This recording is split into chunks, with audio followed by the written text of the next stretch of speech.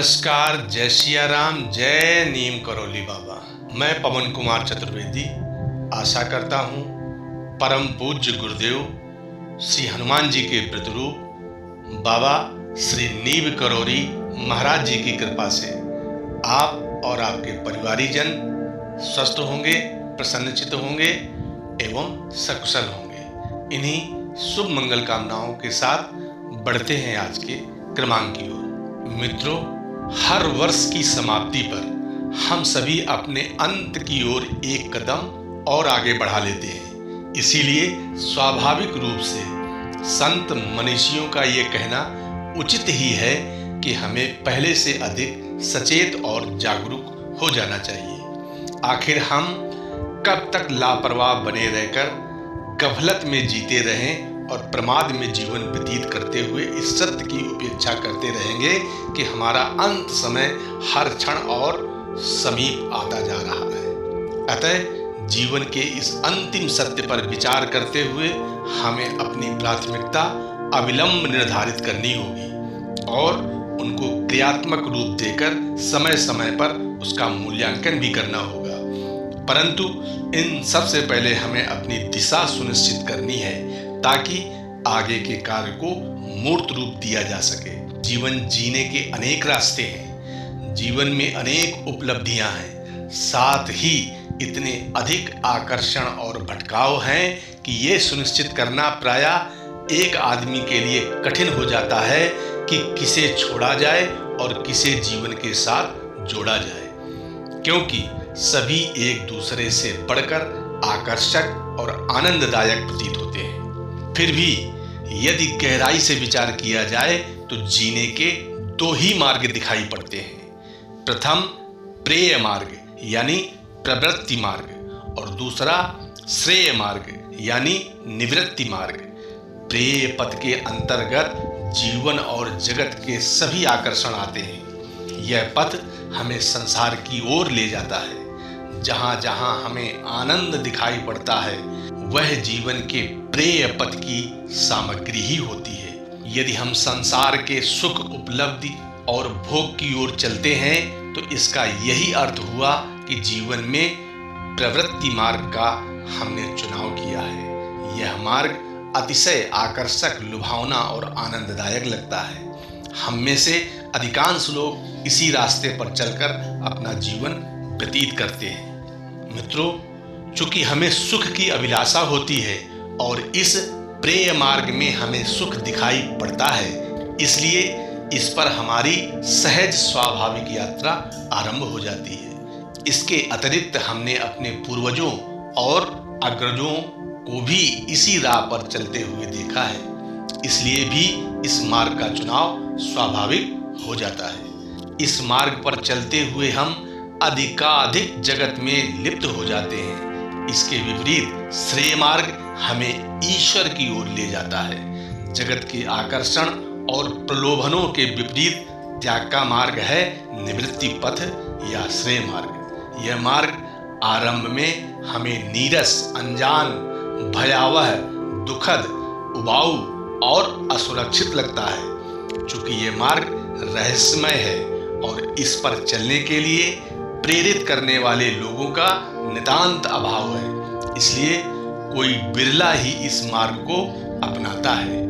परंतु जो कोई भी इस पथ का अनुगमन करता है उसे जीवन के वास्तविक लक्ष्य की उपलब्धि हो जाती है। जिस परम आनंद और शाश्वत लक्ष्य की खोज व्यक्ति को होती है वह इसी पथ पर चलने वाले को ही प्राप्त होती है। वस्तुतः यही सत्य का मार्ग है, परम शांति का मार्ग है।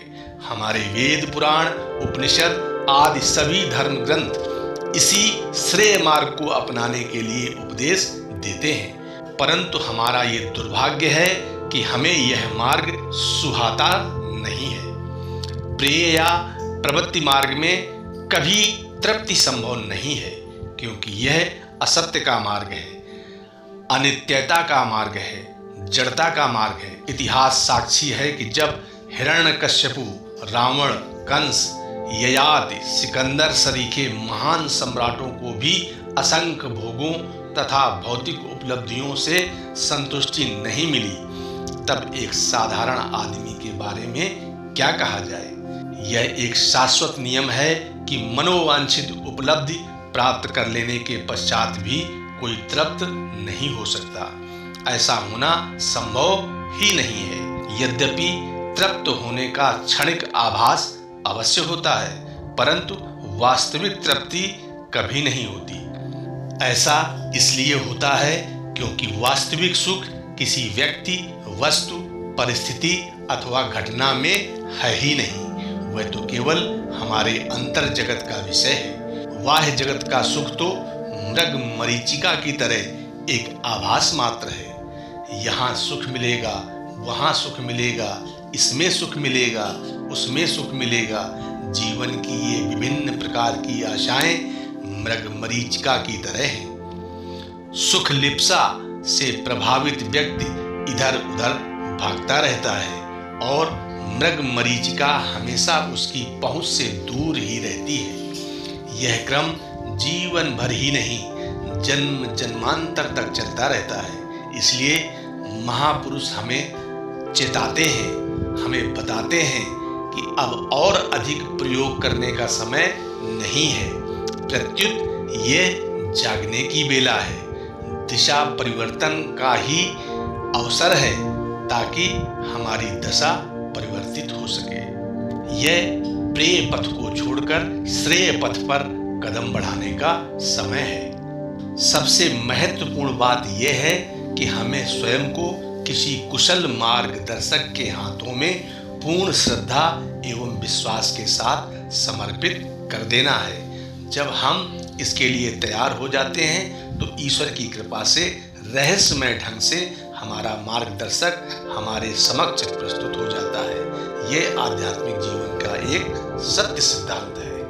आज तक इतिहास में ऐसा उदाहरण नहीं मिलता जहां योग्य साधक को आदर्श मार्गदर्शक नहीं मिला हो। यदि हमारे साथ ऐसा नहीं होता है तो कमी हमारे अंदर ही है। मित्रों, महापुरुषों का कथन है कि मानव जीवन का लक्ष्य भोग नहीं अपितु योग है, आत्म साक्षात्कार है। जब श्रेय मार्ग, जो शास्त्र और वेद सम्मत मार्ग है, पर चलने का हमारा निश्चय समर्पण के भाव से संपूरित हो जाएगा, तो निवृत्ति मार्ग का हमारा लक्ष्य यानी आत्म साक्षात्कार इसी जीवन में ही प्राप्त हो जाएगा। फिर हमें किसी सुख और आनंद के लिए कहीं भागना नहीं पड़ेगा।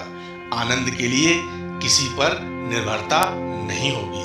हमारे सभी अभावों और परिसीमाओं की व्यवस्था सदा सर्वदा के लिए समाप्त हो जाएगी। तब हम जीवन मुक्त होकर इस परिवर्तनशील जगत को दृष्टा भाव से देखने का अलौकिक आनंद प्राप्त कर सकेंगे और हम भी गोस्वामी तुलसीदास जी की तरह कह उठेंगे, सिया राम मैं सब जग जानी, करहूं प्रणाम जोरी जुग पानी।